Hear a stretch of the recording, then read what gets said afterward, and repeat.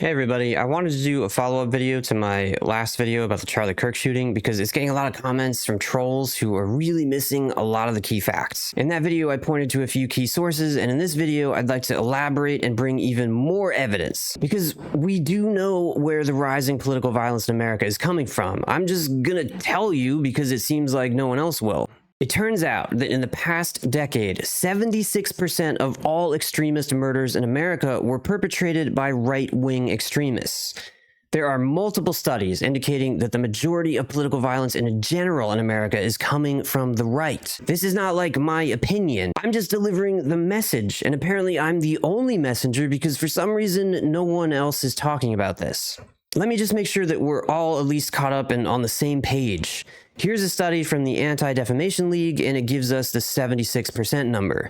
Here's a study from authors at the University of Maryland, Penn State University, and Poland, touted to be the first of its kind that looks through three sources of political extremist violence: right-wing, left-wing, and Islamic. UMD study author Gary Lafree explains that the findings tell us that some extremist groups are more likely to commit violence than others. Quote, "There has been a strong presumption among many that while left-wing and right-wing ideologies vary a great deal in content, they resemble each other in terms of their willingness to use violence to further their political agenda.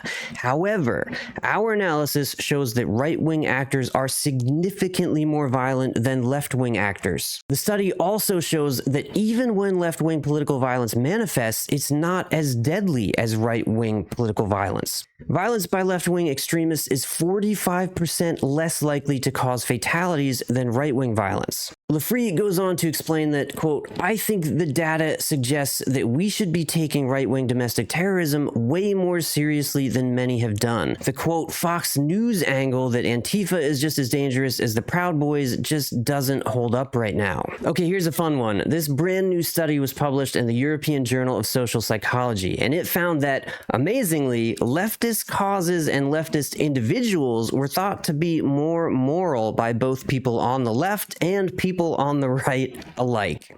How about them apples, comrade? I just want to reiterate at this point that we have the data. We have the data!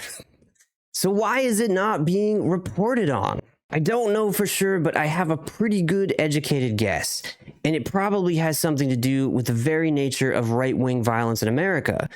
I don't know if you've noticed, but the President of the United States himself is a stochastic terrorist, and he threatens anyone and everyone who doesn't say really nice things about him. And that would be enough in a normal political environment to simply kick him out of office.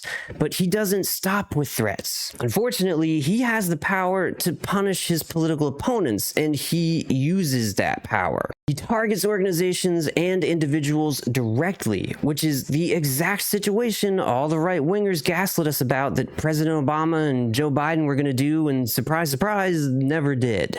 Trump has launched multiple lawsuits at the media, banned them from the press corps, and consistently threatens to revoke their broadcasting licenses.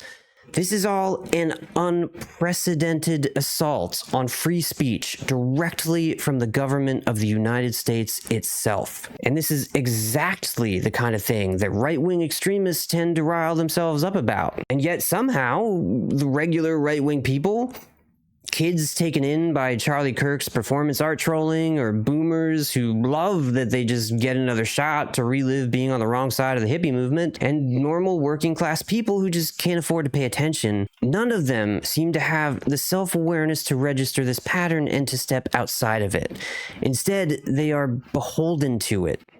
And we might know the reasons for this. And this is controversial, and I hesitate to even bring it up because it's still very much percolating in research circles, but we may have research that tells us a little bit about the differences in the conservative brain. From a sociological perspective, conservatives appear to operate from a fear-based worldview. They're more likely to be closed-minded, inflexible, and unable to accept new information. And even biologically, we do have some evidence that the amygdalas of right-leaning people are larger than their cohorts on the left. And the amygdala is the fear center of the brain. It releases hormones to kick the body into fight or flight mode, among other things. Now, these results have been debated and treated with immense caution for a little over a decade now, But importantly, just last year, a Greek study replicated the previous results and showed us that definitively the discrepancy in amygdala size seems to be real. Although the Greek team did find a smaller variable range. It's possible that the conservative media machine has simply just perfected the art of taking advantage of the conservative worldview and possible cognitive differences in order to fleece the hell out of them. I feel like in the most generous case, we don't report on these things because it's just not polite. If we found a real, measurable, and distinct difference in the biological function of people aligned with a political party, the can of eugenics that would open up would be too horrible to imagine. And I think, in part, that's probably one thing that's freezing a lot of the media in its tracks. Now, the other, less generous case says that the people in charge of the systems that give us the public narratives are themselves conservative. So why would they ever report awful things about themselves? Not to mention, many CEOs and political leaders have been shown by research to be actual psychopaths. I think there's an even more straightforward answer for why we're not talking about this in the cultural conversation, because a lot of the conversation is driven by media narratives, and the media is funded through manipulating that fear-based worldview. And in my next video, I'm planning to tackle my thoughts on that from the perspective of 15 years in media and my own personal experience gluing eyeballs to screens for money. I think this is an added complication that really deserves its own dedicated analysis. So join me over there next time as we continue our conversation about the underlying causes of political violence in America. Let's keep up a real open dialogue, unlike Charlie Kirk and the rest of the trolls and grifters, so that we can uncover the facts and do some f***ing good across the political spectrum of American households for our friends and our family and neighbors. I'll see you next time.